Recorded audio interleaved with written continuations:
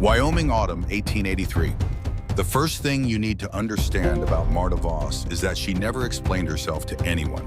Not when she arrived in Larimer County in 1871, a young widow with pale eyes and a trunk full of tools no one in Wyoming had ever seen. Not when she built her cabin alone, refusing every offer of help from neighbors who weren't sure whether to pity her or fear her.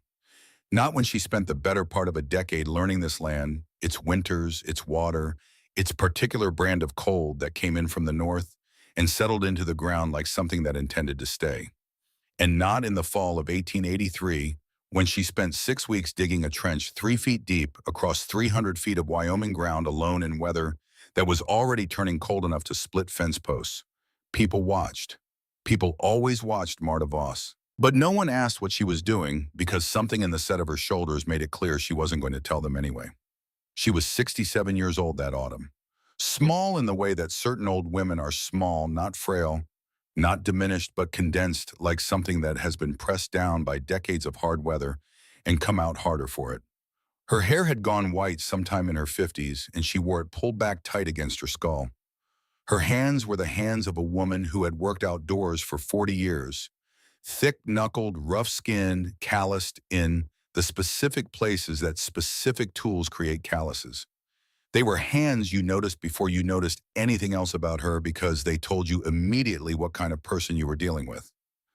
Her face was difficult to read, not because it was blank, but because whatever she was feeling stayed somewhere behind it, behind those pale irises that caught light, the way ice catches light, absorbing it, reflecting nothing back.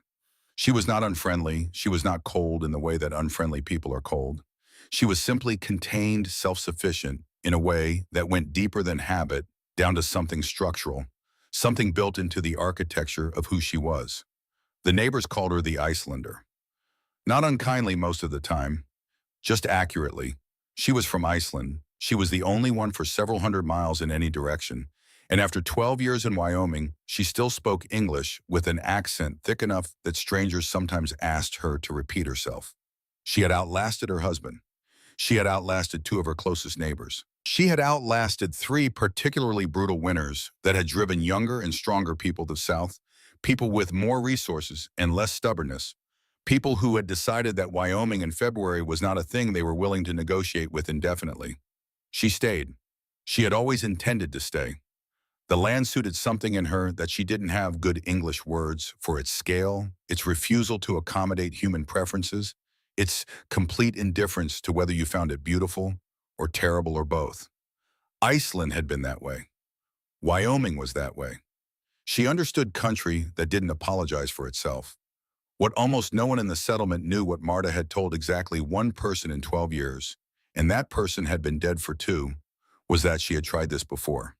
In 1879, 4 years before that autumn trench, she had attempted the same system. Hot spring to cabin underground, pipe radiant floor heat. The technique her grandfather had used in the village where she grew up on the southwestern coast of Iceland. The same method that had kept Icelandic families warm through winters, that made Wyoming look mild by comparison. She had spent everything she had, every dollar her husband Eric had left her, every coin saved, from 4 years of selling eggs and mending harnesses, and doing the quiet, unglamorous labor that kept a single woman solvent in a place that wasn't sure what to do with her, on ceramic pipe and materials and 2 weeks of hired labor. The system had failed in February of its first winter. Not because the concept was wrong. The concept was not wrong. It had been working in Iceland for longer than anyone in Wyoming had been alive. It failed because the joints were wrong. She had used a rigid mortar seal between pipe sections, the way American builders sealed everything, the way every contractor and tradesman she had consulted told her it should be done. And when the ground contracted in the deep cold of February, that particular contraction that happens when temperatures drop past a certain point and the earth itself tightens, the joints had cracked. Every single one of them. 300 feet of pipe leaking into frozen ground, dead and useless before March. She had stood in her cabin that February morning feeling the floor grow cold beneath her feet, and she had understood what had happened before she even went outside to look. She understood because she had been warned. Not by anyone in Wyoming who knew nothing about this. By her grandfather back in Iceland when she was a girl of perhaps 11 years old, watching his hands work a joint between two sections of pipe. Never use rigid seals, he had said, not looking up from his work. The ground moves. The pipe moves with it. Rigid seals cannot move. They crack. Always use wool and fat. Always. She had forgotten. Or she had trusted American methods over Icelandic ones, which amounted to the same thing. She had looked at what everyone around her was doing and concluded that it must be correct, and she had set aside the knowledge her grandfather had given her, and the joints had cracked in February, and the system had died. The failure cost her everything she had spent on it. It also cost her 3 years. 3 years of writing letters to Icelandic settlers she had heard of in Minnesota, farmers and craftsmen who had brought the old techniques with them and were using them in the northern cold.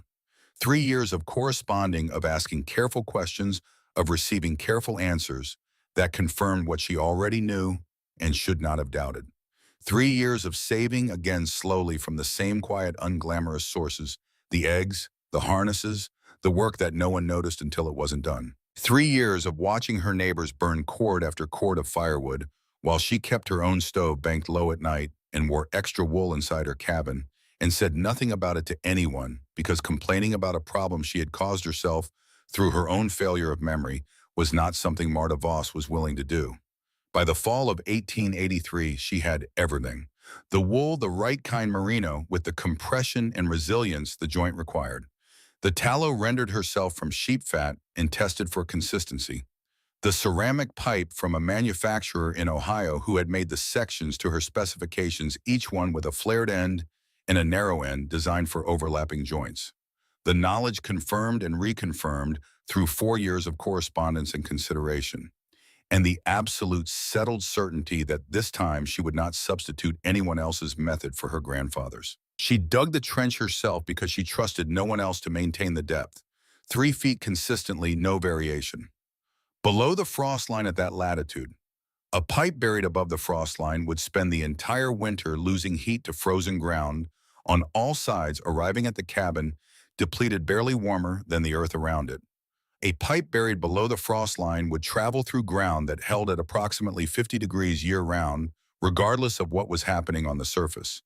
The heat loss was minimal. The water arrived at the cabin, still carrying most of what the spring had given it. The hot spring itself sat in a shallow depression approximately 300 feet east of Marta's property line. It was a modest feature of the landscape, no dramatic geysering, no obvious spectacle.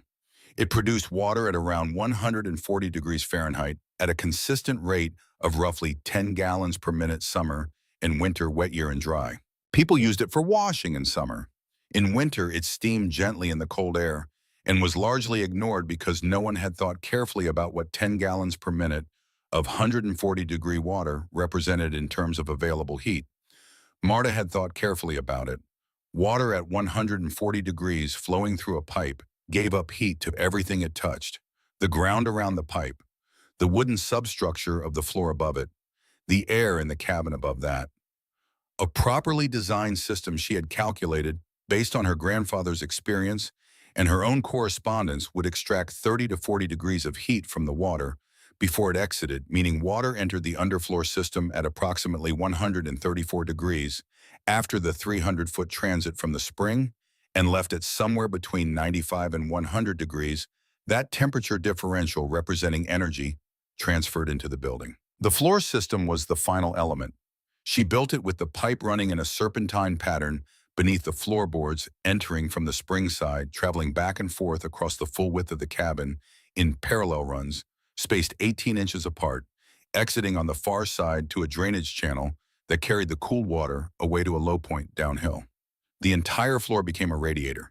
Heat rose from the pipe through the wood, warming the air from below, creating the particular quality of warmth that radiant floor heat creates, not the aggressive, uneven heat of a stove that roasts your front and leaves your back cold, but an enveloping, consistent warmth that seemed to come from everywhere and nowhere that made the cabin feel not so much heated as simply warm, as if it occupied a different climate than the one outside. The neighbors watched her dig. Roy Callahan watched most of all. Roy Callahan was 58 years old and ran the general store at the edge of the settlement, which meant he occupied the social center of the community, which meant that what Roy Callahan thought tended to become what people discussed, and what he said aloud tended to become what they believed, at least provisionally, pending evidence to the contrary. He was a large man, broad across the shoulders with dark hair going to gray, and a voice that carried naturally across any room he was in. He had opinions about most things and expressed them without particular hesitation, and people listened because he was intelligent enough that his opinions were often worth listening to, and confident enough that even when they were wrong, they arrived with the authority of things that had been carefully considered. He had watched Marta Voss for 12 years with the particular attention of a man who likes to understand what he is looking at and cannot quite manage it with her. She was too self-sufficient, too resistant to the ordinary social exchanges that let you take a person's measure. She paid her bills promptly. She caused no difficulty. She kept to herself in a way that was not exactly unfriendly, but was not inviting either, a quality of self-containment that Roy found, if he was honest with himself, slightly irritating in the way that things you cannot categorize are irritating. What he could see in October of 1883, watching her work that trench, was an old woman doing alone what should have required at least two men, and doing it with a methodical precision that was frankly unsettling. She didn't rush. She didn't appear to struggle. She dug at a pace she could maintain, continuously moved the spoil cleanly to one side, checked her depth at regular intervals with a rod she kept within reach. She looked less like a woman digging a trench and more like a woman executing a plan she had already completed in her mind. Roy asked Ferris Wheeler, one of his regular customers who lived near Marta's property, what she was doing. Ferris said he'd heard she was running pipe from the hot spring to her cabin, underground, to heat the floor somehow. Roy turned this over in his mind for several days. He thought about what happened to water pipes in Wyoming winter. He had seen it in January of 1880, when 38 below temperatures held for 11 days and every unprotected line within 20 miles had burst. He thought about the physics of it: cold ground, expanding ice ceramic pipe. He thought first hard, cold snap, and she has a frozen river under her floor. He might have kept this thought to himself. He generally kept his skepticism to himself about Marta Voss because she was difficult to read and he preferred not to engage with things he couldn't read clearly. But the week before she had come to his store, he had told no one about this. He would not tell anyone for years. She had come on a Tuesday afternoon when the store was quiet, and she had asked to speak with him privately. He had taken her to his back office, the small room where he kept his ledgers, and she had stood in the doorway, not quite entering, and made him a proposition in her accented, precise English. She needed a second connection point to test her system's capacity once her own cabin was complete. His property was the nearest to the spring, the logical next step, and the pipeline to his cabin would be straightforward. She would charge him $75 for materials and her labor. He would dig his own trench under her supervision. Roy had looked at her for a long moment. She was 67 years old, standing in his doorway, in a coat that had been mended in 3 places, making him a business proposition with the calm directness of someone who has assessed the situation and arrived at a conclusion and sees no reason not to state it. He said, "I don't let foreign women dig up my land." He said it without particular heat, the way you might state a policy. He watched it land and watched her face do nothing in response. No flinch, no flush, no change in those flat, pale eyes. She nodded once, a small, precise movement, and left his store without another word. 3 days later, she came in for supplies, and Ferris Wheeler was there, and the conversation about her trench digging came up, and Roy heard himself say, with his voice carrying across the store, the way his voice always carried pipe to a hot spring, "Can you believe it? First hard, cold snap, she has a frozen river under her floor." The store laughed. The collective, slightly thoughtless laugh that happens when the dominant personality in a room decides something is funny. Marta was at the counter. She had her back to most of the room, but Roy could see the side of her face, and he watched something move through her expression. Not hurt, not anger, something more deliberate than either, something that looked like a woman making a careful note of something she intended to remember. She paid for her supplies and left. Roy put the moment aside. He was skilled at putting things aside. The first cold snap arrived in October, temperatures dropping to 12 below for 4 days. Roy looked across toward Marta's cabin on the first morning of it, expecting smoke from her chimney. There was none. He assumed she hadn't lit her stove yet. By afternoon, still none. By the second day, still none. By the fourth morning, when his own stove had consumed half a cord of wood and the interior of his store had still dropped to 46 degrees at night, he had stopped explaining the absence of smoke to himself. November arrived. The temperature settled into the serious range, not the worst of winter yet, but the cold with intention behind it, the cold that was establishing itself for a long stay. Marta's chimney stayed cold. No smoke, no morning fire smell, no indication of any combustion happening inside that cabin. Just a structure sitting in the Wyoming cold, looking exactly like a cabin that should have been freezing, and clearly not freezing. Everett Marsh was the first person to go and knock on her door. Everett was 54, a farmer who had the lot between Roy's land and Marta's, and he was a man who evaluated things by whether they worked rather than by whether they fit his expectations. He had watched the trench digging with curiosity rather than skepticism, had asked Marta once what she was building, and received a brief technical explanation he hadn't fully followed and had stored it away waiting for evidence. The evidence came in November when he watched her cabin produce no smoke for 3 weeks. He walked over and knocked, and she let him in, and he stood on her floor. He crouched down and pressed his palm flat against the boards. The wood was warm, not hot, not uncomfortable, but warm in the way that wood is warm when something beneath it has been radiating heat into it for weeks. He stood up and looked at the room. No stove burning, no smell of recent fire. Warm, he said. The floor is genuinely warm. About 75 degrees at the surface, Marta told him. The spring water enters the underfloor pipe at 134 degrees. The spring is 140. It loses roughly 1 degree for every 50 feet of underground travel. By the time it exits on the far side of the cabin, it's around 100 degrees. The difference is heat transferred to the floor to the air. The cabin holds between 55 and 65 degrees all winter. Everett looked at her. He was a man who respected precision, and there was something in the way she stated these numbers, not approximately, not roughly, but with the confidence of someone who had measured that registered as genuine. No wood, he said. No coal. Nothing burning. Nothing since October, she said. Not a cord, not a pound. He was quiet for a moment. Then he said, $75, you said, and I dig my own trench. Under my supervision, she said. He put his hand out. She looked at it for a moment, then shook it. He paid his $75 in early December and spent 2 weeks digging his own trench under Marta's supervision, which turned out to mean that she was present for every hour of work, checking each joint, personally packing the wool, working in the tallow, testing the compression with her hands before allowing any section to be placed in the ground. She didn't explain what she was doing while she did it. She simply did it with the precision of someone who had learned the cost of imprecision and had no intention of paying it twice. By January of 1884, Everett Marsh's cabin was warm without fire. His wife Nell was in the kitchen on the first morning of it, and she stood on that floor and felt the warmth rising through her boots, and she did something that surprised her and would have surprised anyone who knew her, because Nell Marsh was not a woman given to open displays of emotion. She stood on that warm floor and cried. Not dramatically. Not in a way that required anyone to respond. She simply stood there and let it happen, because 13 winters in Wyoming had been 13 winters of waking at 2 in the morning to feed a stove of cracked skin and chilblained fingers, of the particular grinding exhaustion of fighting the cold every single day from November to March. And the floor was warm, and she had not had to do anything to make it warm, and the contrast between what had been and what was hit her somewhere she hadn't known was available to be hit. Marta was there in the kitchen, having come to confirm the system was running correctly. She saw it.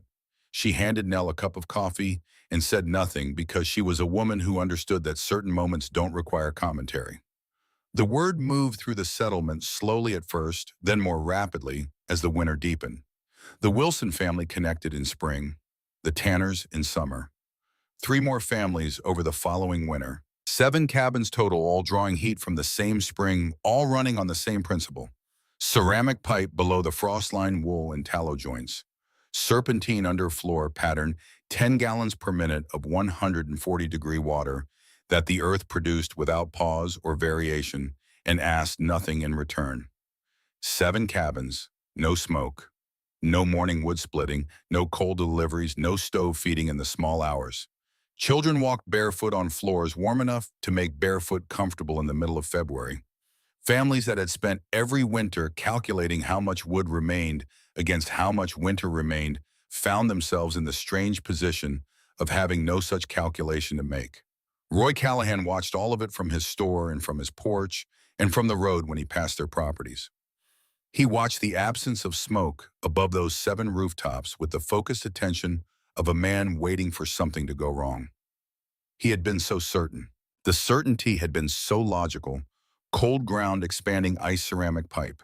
He had explained it to several people in his store, and they had nodded and agreed, and their agreement had felt like confirmation of something that simply was true. But the pipes had not frozen. He told himself the system would fail eventually. Springs could shift, joints could fail under stresses that hadn't appeared yet. Something would go wrong because things that seemed too simple and too good generally concealed a failure waiting to announce itself. The first winter passed. The second. Roy had spent what he calculated to be roughly $800 on firewood and coal across those 2 winters. The combined fuel expenditure of his 7 neighbors, nothing. The word nothing had a particular quality when applied to a Wyoming winter fuel bill. It was not neutral, not unremarkable, not easily absorbed into the background of daily calculation. It was conspicuous in the way that large absent things are conspicuous. By the 3rd winter, Roy had revised his estimate upward.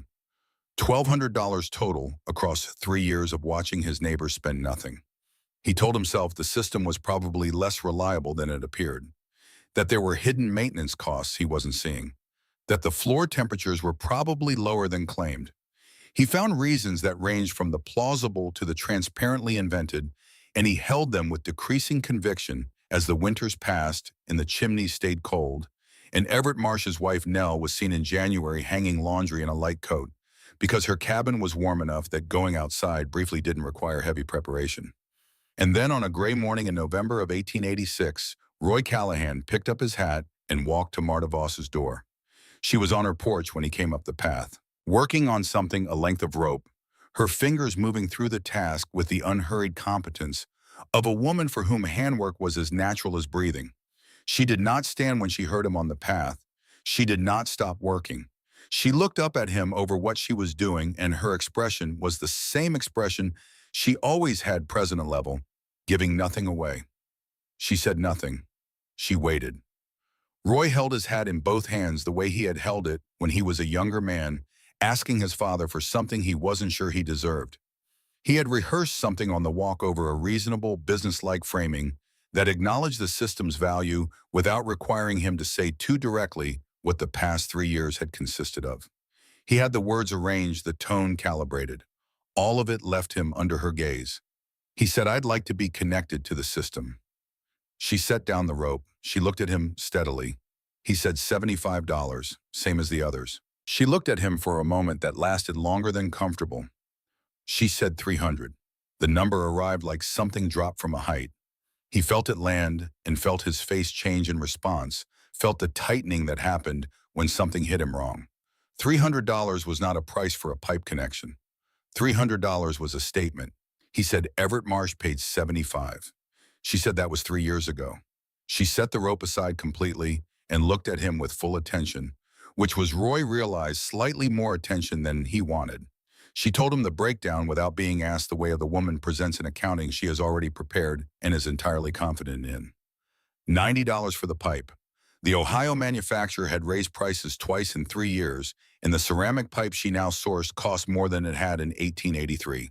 $100 for labor. Digging a trench in November required more preparation than summer work, and the joint work was skilled and time-intensive, and she did not undervalue her skills. And $110 as a connection fee. He asked what the connection fee was. She explained it with the same flat precision she used for everything. The spring produced 10 gallons per minute. 7 cabins were currently drawing from it. His cabin, she noted, it was larger than average, which she had calculated would push the system to full capacity and possibly slightly beyond. The families currently connected would experience a reduction in their floor temperatures. Small, 2 or 3 degrees, but real and ongoing. They had paid for reliable heat. They deserved compensation for the reduction in that heat caused by adding another cabin to the system. The $110 would be divided among those 7 families. He stood on her path and processed this. You're charging me extra because I didn't believe you, he said. The pipe costs what it costs, she said. The labor costs what it takes. The connection fee exists because adding your cabin reduces everyone else's heat and they deserve to be compensated for it. Each number has a reason. The reasons have nothing to do with what you believe or didn't believe. But you wouldn't have a connection fee at all if I'd connected 3 years ago. No, she said. 3 years ago, the system had unused capacity. Now it doesn't. He said the price was robbery. She said $300 or burn firewood the way you have been burning it. You have no other option, and we both know that.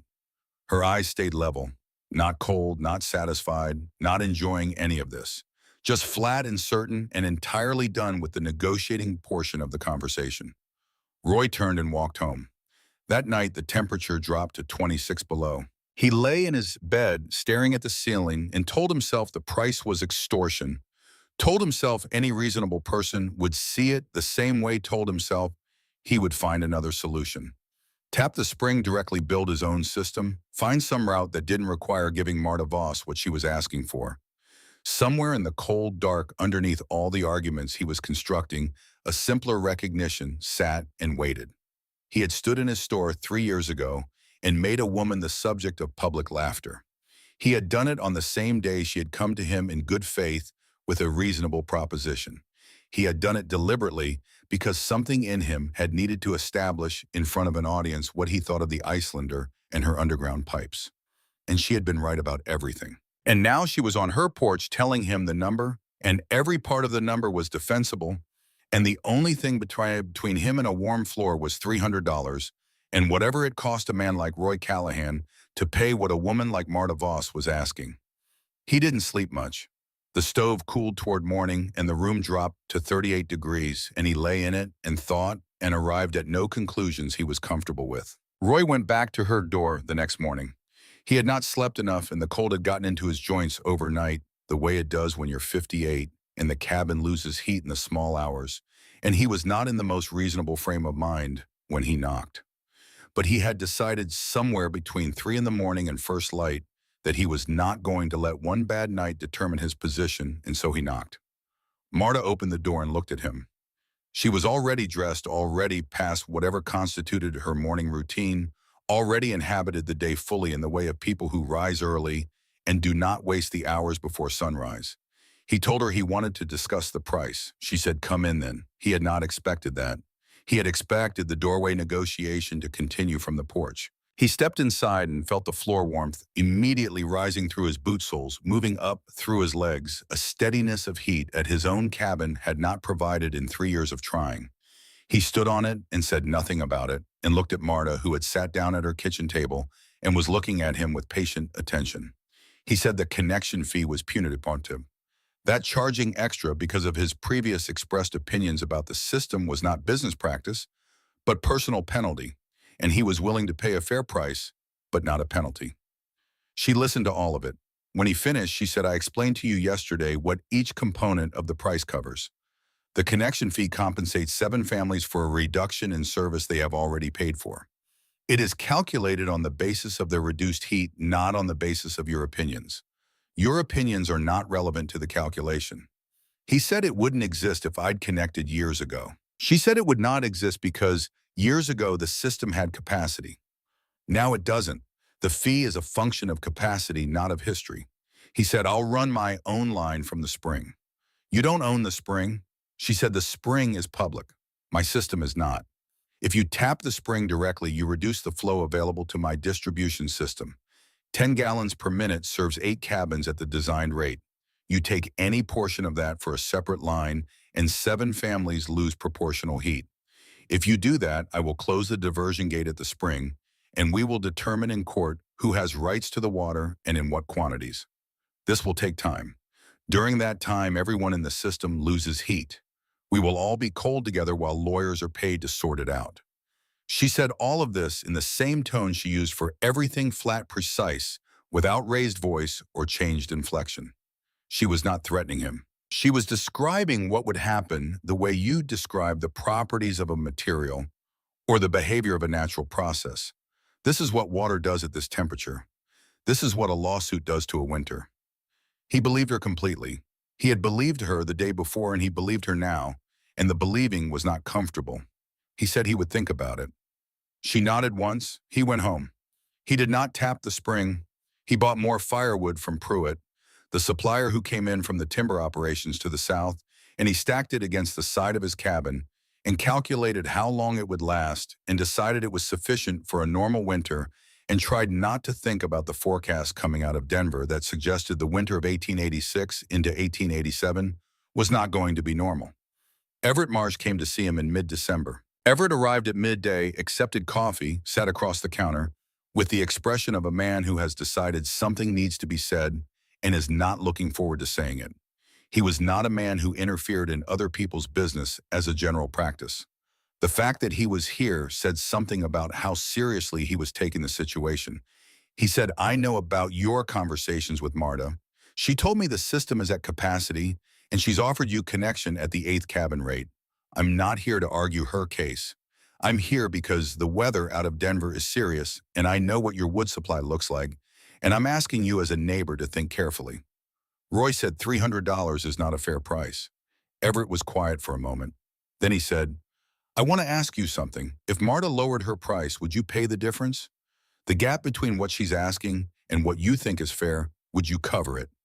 Roy looked at him. Everett said, "Because I went to her this morning. I told her what I'm telling you, and she asked me that exact question. Will you pay what I reduce it by, Everett?" And I couldn't tell her yes, because it isn't my debt to pay. It's yours. Roy said nothing. Everett stood up. He said, "She told me that we're both waiting for you to decide whether you love your children more than you love being right. I don't know if I'd have chosen those words, but I can't tell you she's wrong." He left. Roy stood behind his counter for a long time after the door closed. He went home that evening and stood outside his cabin in the cold and counted his wood supply with the specificity of a man who has been avoiding this particular accounting. He counted what was there divided by what a serious cold snap required per day, multiplied by the weeks remaining in what the Denver forecast described as a potentially historic January. He arrived at a number. The number was not reassuring. He went inside and did the arithmetic again in his head, adjusting the assumptions in whatever direction made the result more comfortable. He could burn less. He could manage the cabin temperature more carefully, keep the main room warm, and let the back rooms drop. He could send for more wood before the worst of it arrived. He could do these things.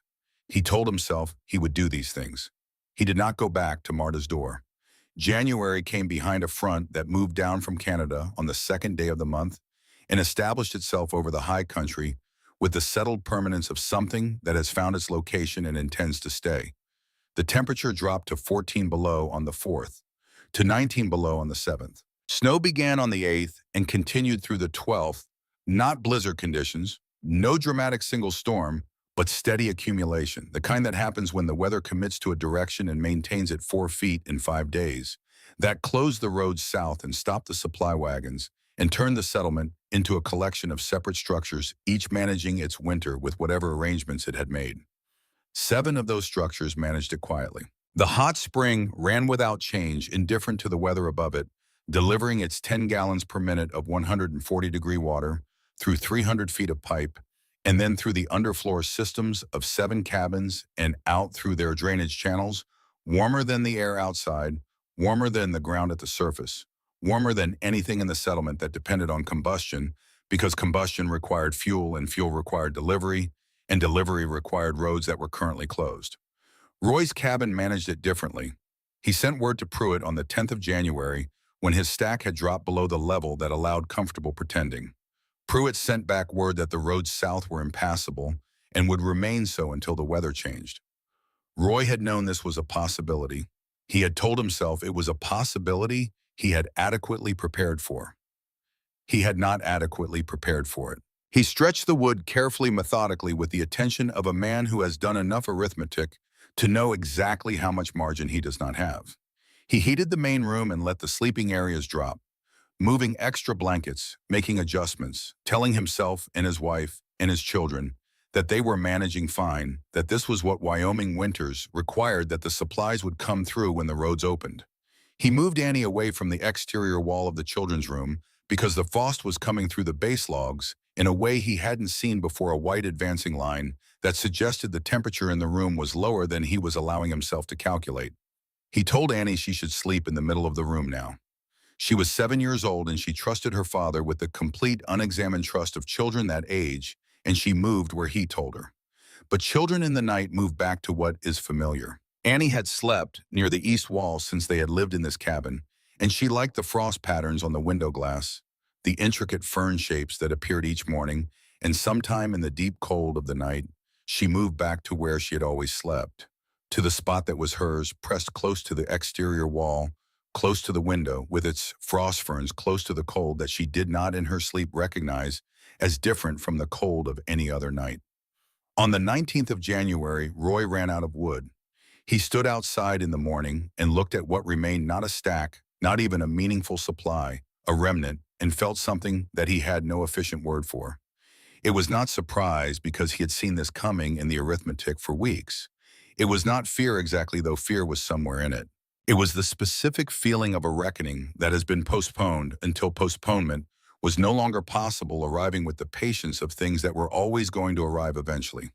He went inside, he told his wife. He sat in the cooling main room and looked at the fireplace where the last fire had been, and he thought about what he had done and had not done across the past 3 months, across the past 3 years, the accumulating weight of positions held and decisions made and costs paid and costs deferred, and the deferral having reached its end. The next morning, the 20th, he gathered his family. He wrapped his wife in her heaviest coat. He wrapped the children in everything available, coats, blankets, wool scarves, the hat that was too large for Annie's head that she wore anyway because she liked it. He took Annie's hand. He walked them across the snow to Marta Voss's door. Marta opened it before he knocked. She had seen them coming from her window, a man and a woman and 3 children, moving through the white in a line, the smallest one held by the hand. Roy stood in front of her. The cold was serious behind him. Annie was pressed against his leg. He said, $300. Whatever you want. Just connect us before my children freeze. Marta looked at him. Then she looked at Annie, at this small girl in an oversized hat, pink-faced with cold, looking up with wide, dark eyes at the warm light coming from inside the cabin. She said, I cannot connect you. The ground is frozen solid. I cannot dig a trench until the frost breaks. Roy stared at her. She said it without inflection. Not as a negotiating position, not as punishment, not as the final move in a long strategic game. As a fact. The ground in Wyoming in January at this elevation froze to a depth that made trench work impossible without the fire-thawing technique, building fires along the trench line, waiting for the heat to penetrate a few inches, digging those inches, repeating. It turned a 2-week summer job into a 2-month winter project. The system could not be installed in time to help anyone before spring. This was simply true. Roy could see that it was true. He had in all his months of calculation never calculated this. She told him about fire thawing. She told him it was possible that she could begin it, that it would take until March or April depending on the weather. She told him all of this with the same precise delivery she used for everything, and none of it changed the fundamental fact, which was that his family was cold now and would not have a warm floor until spring. Then she said, you can stay here. Your family. The cabin is warm enough for all of us. Roy looked at her. He looked at this woman he had told in his back office that he did not let foreign women dig up his land. The woman he had made the subject of store laughter on the same day she had come to him with a fair proposition. The woman he had argued with and threatened and walked away from 3 times.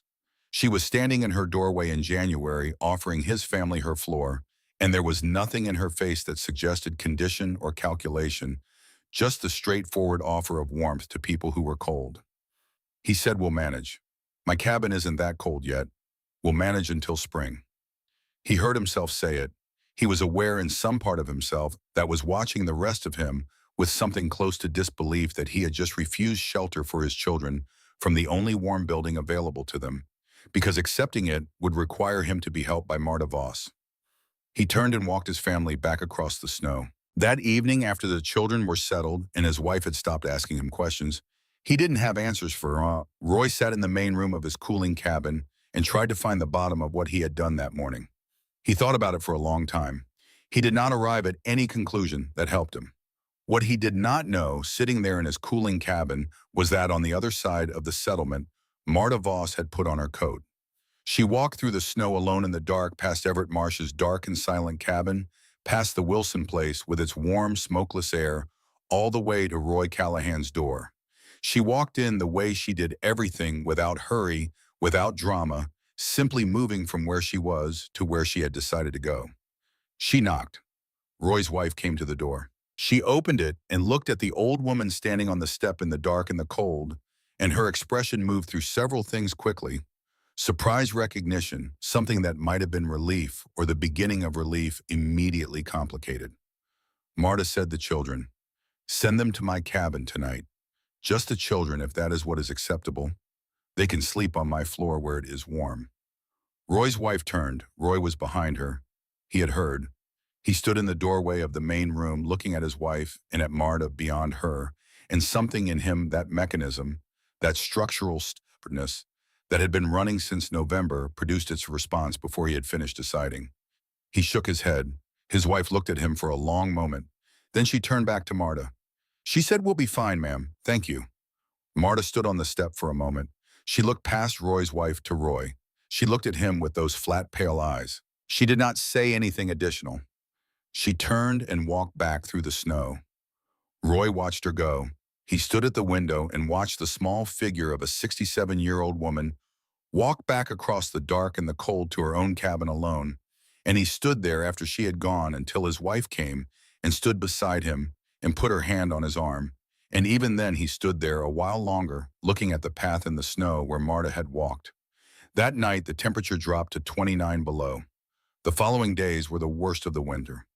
Roy managed the cabin temperature by managing himself sleeping less, rising in the night to preserve body heat, with movement keeping the children in the main room, maintaining a kind of controlled emergency that required constant attention and left no space for thinking about anything that wasn't immediate. On the morning of January 23rd, he woke at dawn to a sound he could not immediately identify, a small, sustained, slightly odd sound from the main room where the children were sleeping. He got up and went to the doorway. His youngest child, Annie, was sitting up in her blankets near the east wall. She had moved back to her place again. In the night, the place she had always slept close to the frost-covered logs, and she was holding her right foot in both hands and making the small, puzzled sound. He had heard the sound of a child who has encountered something unfamiliar and is trying to understand it. She was not crying. The pain or whatever she was feeling had not yet resolved into something she had a category for. Her foot was white, not the pink white of cold-flushed skin, the hard, waxy white of tissue that has been cold enough long enough to cross a line. Roy crossed the room in 3 steps. He touched her foot. He felt the particular resistance of it and understood immediately, with the completeness of understanding that bypasses thought and arrives fully formed, what he was looking at. His wife was behind him. He said, "Get all the blankets." They wrapped Annie. Roy put on his coat and his boots and picked her up and held her and told her it was going to be fine, in the voice parents use when they are not certain it is going to be fine, but are certain that the voice is necessary. Annie looked at him with her dark eyes still confused rather than frightened, trusting him in the way she had always trusted him. He carried her out into the cold. The doctor was 6 miles from the settlement. The roads were passable on foot, barely the snow compacted enough to walk on if you were careful. Roy carried Annie the entire way, his wife beside him. Neither of them talking except to talk to Annie, keeping her present and warm and connected, because the doctor had told him once that with cold injuries you kept them conscious and you kept the rest of them warm and you moved. The doctor did what he could. He worked for a long time. He was a careful, experienced man who had treated cold injuries before, who knew what was possible and what was not. And he told Roy afterward, without embellishment, what the outcome was. The foot was saved. The 3 toes on the right side, the 2 smallest, and the one next to them, which had been in contact with the floor and the cold wall through the coldest hours of the coldest night, could not be saved. Annie was awake when the doctor said this. She was tired and had been through a great deal, and her face was the pale, exhausted face of a child at the end of her reserves, but she was present. She looked at her father's face when the doctor spoke, and Roy looked at his daughter, and what passed between them in that moment was the private, irreducible thing that passes between parents and children when the parent has failed to protect and both of them know it. Roy sat with Annie for a long time. He was a man who had run a store for 20 years and talked to people all day and had opinions about most things and could fill any silence with language. He sat beside his daughter's bed and had nothing. No words, no formulation, no version of events that arranged themselves into something he could say aloud. After a while, he stood up. He told his wife to stay. He put on his coat. He walked back through the snow to Marta Voss's door. He was carrying Annie's wool hat without having planned to carry it. It had been in his coat pocket from that morning, and he had not noticed it until he was standing at her door and looked down at his hands. He knocked. Marta opened the door. He looked at her. He looked at her the way a man looks at someone when he has nothing left to defend and nothing left to construct, and is standing in front of another person with only what actually happened between them. He said, "Is the offer still good? Can we stay until spring?" His voice came out differently than his voice usually came out, smaller, stripped of something. Marta looked at his face. She looked at the child's hat in his hands. She had already heard the settlement was small, and Nell Marsh had sent word within 2 hours of Roy and his wife passing the Marsh property on their way to the doctor. She stepped back from the door. She said, "Go and bring them." They came across the snow in the late afternoon. Roy carried Annie. His wife walked beside him with the 2 older children close against her. The sky was the particular iron color it gets in Wyoming high country in late January when the cold has been established long enough that it begins to feel less like weather and more like a permanent condition of the world. The snow underfoot had the hard-packed compression of snow that has been cold for a long time, and it made the sound that very cold snow makes, not a crunch, but something more mechanical, more final, like the world itself being pressed down. Marta was not on her porch. She had left the door unlatched. Roy pushed it open and carried Annie inside. The warmth came at all of them at once. Not the aggressive heat of a stoked stove, not the uneven warmth that gathers near a fire and abandons the periphery, but something total and rising from below the steady, sourceless warmth of a floor that had been absorbing spring heat since October. The children felt it through their boots. Roy's wife made a sound that was not quite language. Roy felt it move up through his soles and into him, and he stood very still. Marta came from the back room. She looked at Annie in Roy's arms, the child's face tired but present, the wrapped foot extended, and she said simply, "Put her on the floor. Center of the room, warmest there." Roy knelt and laid Annie down on the wool blankets Marta had positioned there. His daughter pressed her palm flat against the boards and felt the warmth and looked up at her father with an expression that contained several things at once, wonder, relief, and something else. Some adjustment her 7-year-old mind was making to a world that had recently behaved in ways she didn't yet have a framework for. She said, "The floor is warm again." "Yes," Marta said from across the room. "Annie said it's warm like before, when we visited before." Marta looked at the child. She said, "It runs from the spring, under the floor. The earth is warm deep down, and if you can reach that warmth, it stays. It doesn't go out in the night. It doesn't need feeding." Annie lay back on the blankets and looked at the ceiling. Her color was already improving, returning slowly, degree by degree, the way warmth returns to something that has been cold. Roy sat on the floor beside her. He didn't speak. He put his hand flat on the boards next to his daughter's hand and felt the warmth in the wood that had come from the earth 300 feet away through a pipe packed with wool and tallow by the hands of a 67-year-old woman from Iceland. He said nothing. There was nothing available to say. Marta had cleared the back room for Roy and his wife. She showed them without ceremony and left them to settle.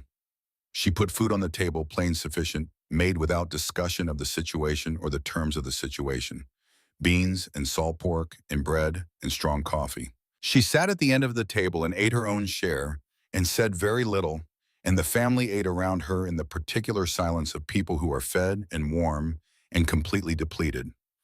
Annie fell asleep on her blankets while her family was still at the table, one hand still resting flat on the warm floor. The days that followed built their own structure. Marta rose before light. She made coffee. She moved through her mornings with the precise efficiency of a woman who had organized her life for herself and was now making room in it for others without reorganizing it fundamentally. Roy's wife began helping with meals on the second day, moving into the kitchen with the quiet practicality of a woman who knew that the way to occupy a situation you had no good language for was to be useful in it. Marta accepted this without comment, adjusting her movements slightly, the way you make room for a change in conditions.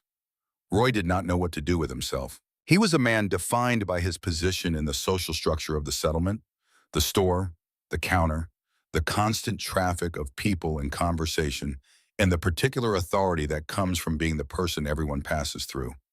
In Marta's cabin, he had none of that structure. The cabin was small and warm and very quiet.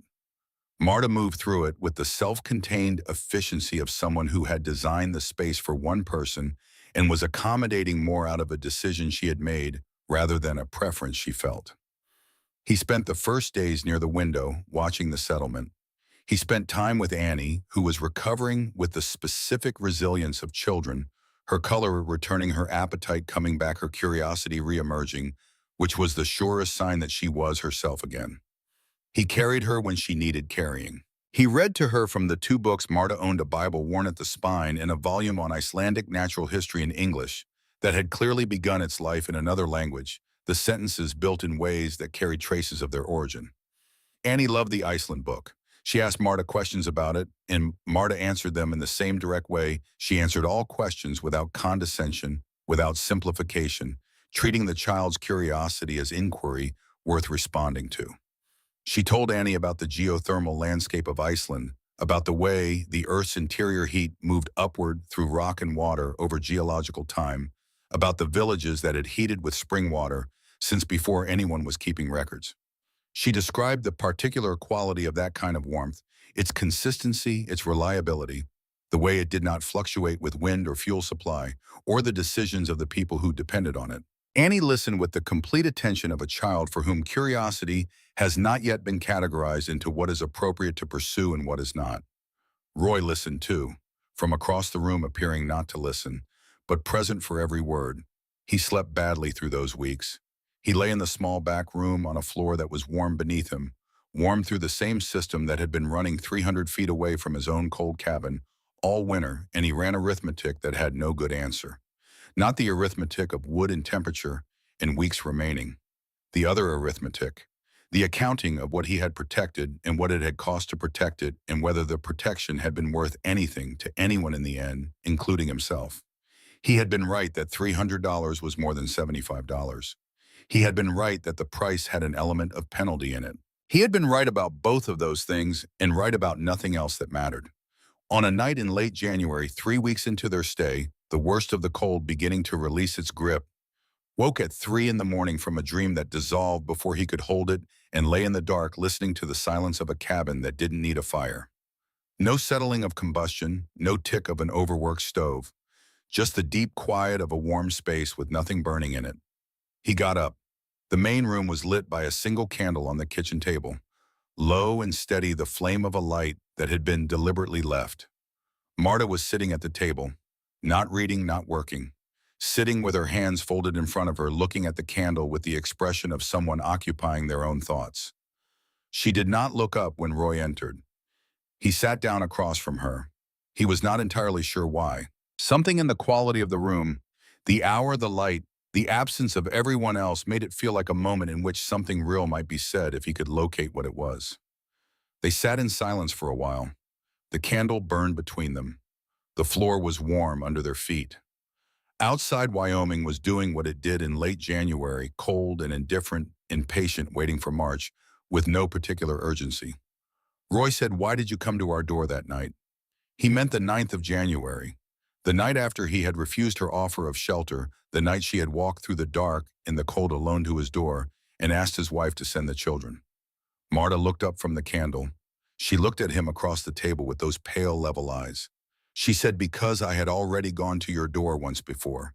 And you know what you said?" He did know. The back room of his store, the 8 words he had used. He had not forgotten them for a single day in the years since. He said, "I should not have said that." Marta looked at him and said nothing. He said, "And what I said in the store. In front of everyone. I should not have said that either." Still nothing. She was not going to provide the social accommodation that people provide in these moments. It doesn't matter, we've all moved past it, the gentle release from accountability that allows everyone to proceed without having actually reckoned with anything. She sat with what he had said and let it be what it was. He said, by the second winter, I knew you were right. About the system, about all of it. Marta said, I know you knew. He looked at her. She said, a man who doesn't know he's wrong, doesn't count his wood 3 times in the night, doesn't move his children away from the cold wall, doesn't calculate and stretch and plan the way you were planning from November forward. You knew. You were determining the price you were willing to pay to avoid saying it. He sat with this for a moment. She said, and I was determining the same thing from my side. He looked at her. He had not expected that. She said, I set the price I set. The numbers were all true. The pipe cost what I said. The labor cost what I said. The connection fee was real and the money went where I said it would go. But you were not wrong that there was something else in it. There was. I am not going to pretend there wasn't. He said the $110. She said all of it. I knew what my price meant for a man like you. I knew what it would require to pay it. I made it that amount on purpose. He was quiet. She said, I told myself it was capacity and compensation. Those things were true, but I also wanted to know if you would do it, if you were capable of it. He said, and Annie paid for the answer. Marta looked at the candle. The flame moved slightly in some current of air, Bobby neither of them could feel. She said, yes. And so did I. I went to your door that night because I had decided by then that the question no longer mattered. The price no longer mattered. The ground was frozen. The connection couldn't be made regardless of what you paid or agreed to, and your children should not be the ones to pay for what their father and I could not resolve between us. I went to give you a way out of what we had made together. Roy said, and I sent you away. Yes, she said. He said, why didn't you come back? After I said no, you could have insisted. You could have gone around me. Marta was quiet for a long moment. She said, I had gone to your door twice. The first time you told me you did not let foreign women dig your land. The second time you looked at me and shook your head. There is a point at which continuing to go to a door becomes its own kind of defeat. I had reached mine. He said you could have taken the children over my objection. My wife would have agreed that children would have been safe. She said yes. She said it simply without elaboration or excuse, the way she said things that were simply true and required no additional language. He said, do you regret not doing it? She looked at the candle for a long time. She said, I regret that Annie has 3 fewer toes than she was born with. Whether I regret the decision that preceded that, she paused. I think regret requires there to have been a clear choice. I made the choice I made. You made the choice you made. The cold made no choices at all. It just did what cold does. Roy sat with that. He said, I'm going to pay the $300. In spring, everything I owe. She said, I know. He almost said something in response to that. The certainty in it, the absence of any surprise. He almost pointed out that she could not possibly know that he had given her no particular reason to be certain of that. But he found that he couldn't construct the objection with any genuine conviction, because she was right, and he knew she was right, and the knowing was something he had been carrying for weeks. They sat in silence for a while longer. The candle burned down. Marta blew it out and went back to bed. Roy sat in the warm dark for a while after she left, feeling the floor under his feet, and then he did the same. February moved through its weeks. The storms let up.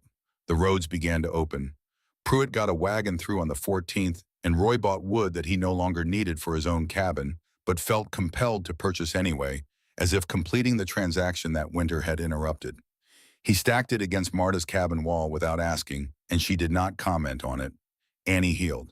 Her body made the adjustments that young bodies make to new configurations, redistributing weight, relearning balance, finding the particular way of moving that accommodated the absence of what had been there before.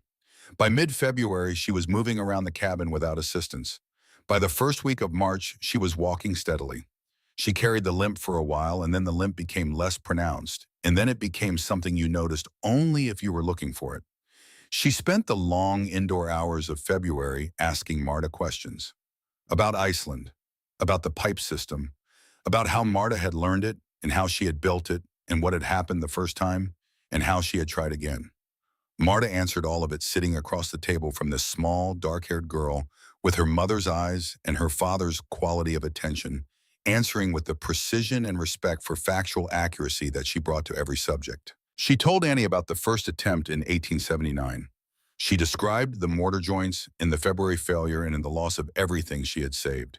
She described the 3 years of letters and learning in the second attempt in 1883. She told it without self-pity and without drama, the way you describe a sequence of events that had outcomes, some of which were what you wanted and some of which were not. Annie listened to all of it. At the end, she said, "So you were wrong first." "Yes," Marta said. "And then you were right." Eventually, Marta said. Annie was quiet for a moment. Then she said, "Do you think my father was wrong first and is going to be right eventually?"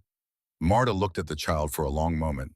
She said, "I think your father has been several things in the course of this winter, and he knows which of them he wants to be going forward." Annie seemed to find this adequate. She went back to the Iceland book. Roy across the room did not look up from the harness strap he was not actually repairing. March arrived with the tentative warmth that early March in Wyoming carries, not convincing, not trustworthy, but present, a suggestion of direction. The frost began to pull back. The roads became reliable. Life in the settlement returned to its ordinary patterns, the emergency of January receding into the past that recent events move into, still visible but no longer immediate.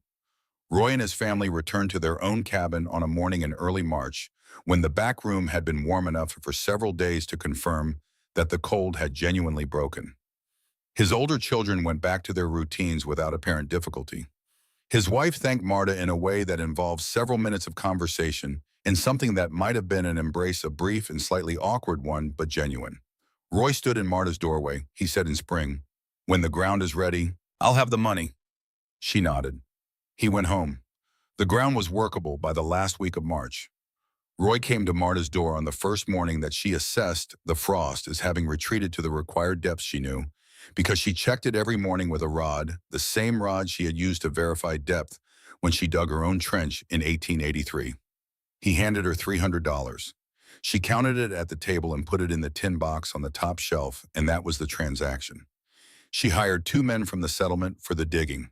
Her 67-year-old body had its limits, and she had long since stopped pretending otherwise, and she supervised every foot of it herself. Roy worked alongside the hired men. He had not been asked to. He came anyway early on the first morning with his own tools and began working, and nobody said anything about it. Marta showed him the joints as she packed them. She showed him the narrow end inside the flared end. The wool packed firm enough to compress against contraction, but not so firmly packed that it couldn't release. The tallow worked in until saturation, providing the seal. She worked with the efficiency of someone who had done this many times, but she also explained each step to Roy in the way you explain things when you mean for the other person to actually understand them, not just observe. He asked questions. She answered them.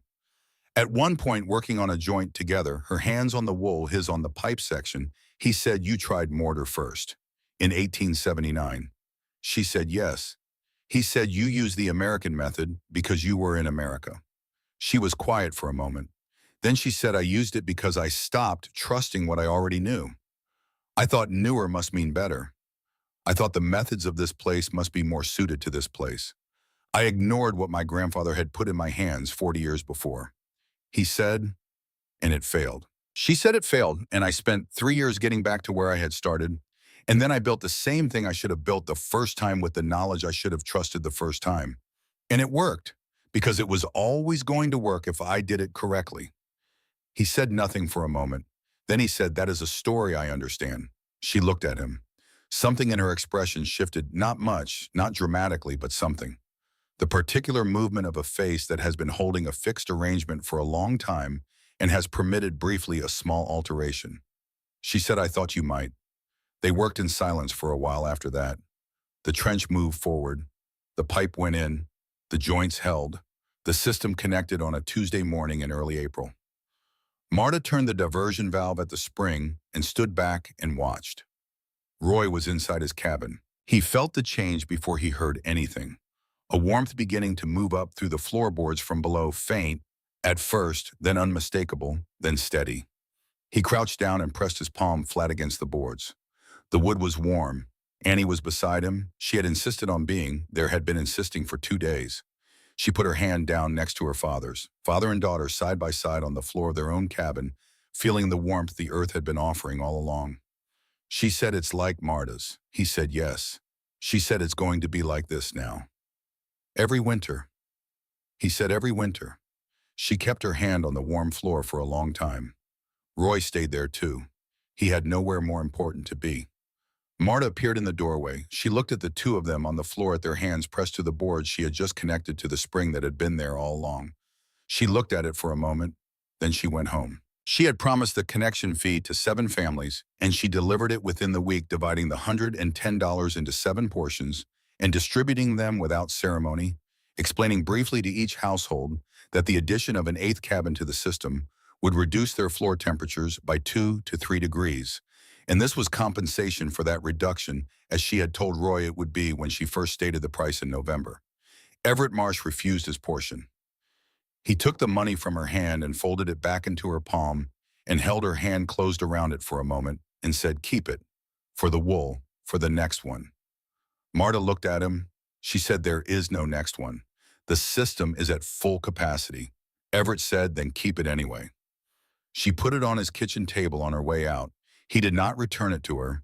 She did not come back for it. It sat on his table for several weeks before Nell finally put it in the household accounts without mentioning it to either of them. Everything Marta had said from the beginning had been true. Every number, every reason. The pipe cost what she said it would cost. The labor cost what she said it would cost. The connection fee existed for the reason she said it existed and went where she said it would go. There had been no invention and no exaggeration and no strategy beyond the one she had stated plainly at the start. She had set her price. She had explained it. She had not altered it. She had not been angry, and she had not been satisfied, and she had not been anything other than exactly what she appeared to be throughout, a woman who knew what things cost and said so. Roy Callahan never apologized. He never found the words, or he found them and assessed that they were insufficient, or he decided that the things he had done since November had constituted something that words could only diminish. He went back to his store and ran it with the same energy he had always brought to it. He was not less himself after that winter. He was perhaps differently himself, some adjustment having been made, some calibration that the people who knew him well noticed without being able to precisely identify. He never mocked Marta Voss again. Not in his store, not in company, not in the private conversations between people that are sometimes more consequential than the public ones. When people asked about her system, as they increasingly did as word spread to other settlements and other valleys about the old Icelander who had heated 8 cabins for 3 years without fuel, Roy answered their questions accurately and completely. He answered them the way someone answers questions about a thing they understand from the inside, which is differently from how you answer questions about a thing you have only observed. Marta Voss and Roy Callahan lived 400 meters apart for the next 12 years and spoke perhaps 100 words to each other across all of it. Brief acknowledgments at the spring, the word passed through Everett when something required communication, the occasional exchange that proximity and a shared water source made unavoidable. They were never unfriendly. They were never what could fairly be called friends. They occupied the particular relationship that forms between people who have been through something together and resolved it imperfectly and made their peace with the imperfect resolution, not warm, not hostile, but grounded in a mutual recognition that required no maintenance. The hot spring system ran for 27 years, through blizzards that closed the roads for weeks, through winters so cold that the frost penetrated to 4 feet in exposed ground, through the dry summer of 1894 when the creek ran low and people worried the spring would follow, and it didn't because the spring came from deeper than the creek's source and ran on different pressures. Through all of it, 10 gallons per minute of 140-degree water moved through 300 feet of underground pipe and then through the underfloor systems of 8 cabins and out through their drainage channels and back into the ground. 8 families, no fuel bills. Children who grew up thinking of warm floors as unremarkable as simply what floors were, who were genuinely surprised when they left the settlement and encountered the ordinary alternative. Annie Callahan grew up on that floor. She learned to walk without the toes. She'd lost her body making the adjustment, with the pragmatic efficiency of young bodies redistributing and compensating until the compensation became natural. She was 12 before most newcomers to the settlement would have noticed anything. By 15, she walked the way she walked, and it was simply how she walked, not a visible accommodation, but an integrated fact of her movement. She asked her father about the hot spring system when she was old enough to want the complete version. He gave it to her, all of it, including the parts that reflected poorly on him, which she could tell cost him something and which she appreciated for that reason. She asked Marta directly about the technical aspects, the engineering, the way the pipe was laid, and why. Marta answered those questions with the same thoroughness she had brought to Annie's questions at age 7, treating her older curiosity as no less legitimate than her younger. Annie paid attention to both accounts. She was the kind of person who paid attention to things from more than one direction. In the spring of 1910, a tremor moved through the geology beneath Larimer County, not catastrophic, not damaging, at the surface, the kind of seismic event that gets recorded in survey notes and mentioned briefly in correspondence and largely forgotten. What it did in the rock and water below the surface where no one could see was shift the aquifer that fed the hot spring. The output dropped over the following months, from 10 gallons per minute to 8 then, to 6 by midsummer, then to 4.5 by January of 1911, when the reduction became impossible to accommodate. 4.5 gallons per minute was not enough to heat 8 cabins adequately. Floor temperatures dropped across the settlement, not dangerously, not all at once, but persistently, noticeably, the warmth that had been reliable for 27 years, becoming something that required supplementation. Families started running wood stoves in the coldest weeks. By the winter of 1912, the hot spring was primary heat for perhaps 4 cabins and supplemental for the rest. By 1914, the balance had reversed for most. By 1916, the pipe was being abandoned in sections as the economics of maintaining an undersupplied system stopped making sense. The spring still ran, the water was still warm, it was simply no longer enough. Marta was 94 in 1910 when the tremor moved through. She felt it in her floor, not the tremor itself which she slept through, but the change in the water temperature. The next morning, a small reduction that she recognized immediately as significant. She checked the spring's output and ran the numbers and understood what had happened with the clarity of someone who had understood the system for 27 years. She told Everett Marsh, who was 81 by then, and slower than he had been, but still himself, still the man who had pressed his palm to her floor in November of 1883 and asked the right question. He said, 27 years, Marta. 8 families for 27 years. She said the spring gave 27 years. I ran the pipe. He looked at her. He said, you built the thing. You kept it running. You connected 8 cabins when you could have connected 7 and had more heat for everyone. She said nothing. He said, was it worth it, connecting the 8th? She looked at him for a long time. Outside, the Wyoming morning was doing what Wyoming mornings do, cold still, even in spring, with the particular light that high-altitude country produces, clear and a little brutal, the kind of light that shows you things accurately whether you want them shown or not. She said, ask Annie. Annie Callahan came to see Marta in the winter of 1914. Marta was 98 years old. She was still in her cabin.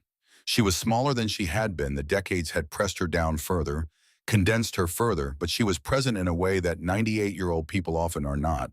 Her eyes were the same. The pale, flat irises that had absorbed everything and given nothing away for a century had not changed their quality. They were still the eyes of a woman paying attention. Annie was 34. She had her mother's dark curls still, though they were different now, shaped by the years into something more settled. She had her father's quality of moving through a room like someone who has thought about where they're going, and she had something else, something that people who had known both her parents and Marta sometimes noted without being able to account for, a directness, a willingness to look at things without flinching and say what she saw. She sat on Marta's floor, not in a chair, on the floor itself, cross-legged the way she had sat on it at 7 years old. She pressed her palm flat against the boards. The floor was still warm. The spring reduced the system, diminished, but not yet abandoned entirely, still offering what it had left. Marta sat in her chair and looked down at this woman who had been a 7-year-old girl on her floor 27 years before. Annie said, did you know that winter? Did you know what was going to happen? Marta said, I knew the winter. I did not know your father. Annie said, that's not quite an answer. Marta looked at her. Something in her expression acknowledged the observation. She said, I knew what January in Wyoming could do to a cabin without heat. I knew what it could do to children in that cabin. I knew your father had insufficient wood, and I knew the roads would close. I put these things together, and I understood that the situation was serious. Annie said, and you went to our door. Yes, Annie said once. Marta said once. Annie was quiet for a moment. Then she said, do you regret not going again? After he turned you away, Marta looked at the floor, at her floor, the floor she had built in 1883 after 3 years of failure and 3 years of recovery and one season of being laughed at in a general store. The floor that had been warm since October of that year, through everything through 7 connections, and one difficult 8th through 27 winters, through the long silence between herself and the man who lived 400 meters away, with his hand on boards she had laid. She said, I went to your door that night because I had decided the price didn't matter anymore. The ground was frozen, the connection couldn't be made regardless. What I was offering was just warmth, just shelter. And you were children. Annie said, but he said no. She said he said no. A long quiet settled between them. The floor was warm under Annie's hand. The spring had perhaps another winter in it at useful levels, perhaps 2. After that, the pipe would go the way things go when the source they depend on diminishes. Maintain past usefulness, then abandon, then remembered. Annie said I used to be angry, for a long time. Not at the cold and not at the situation at both of you equally, for making it a thing between you when it didn't have to be. Marta said, and now Annie considered. She said, now I think you were both doing what people do when they're trying to hold on to something they think matters. My father was holding on to not needing to be helped by someone he'd wronged. You were holding on to something too, the right to be taken seriously maybe, to have the price paid correctly, to not be the one who absorbs the cost of someone else's pride. She looked at Marta.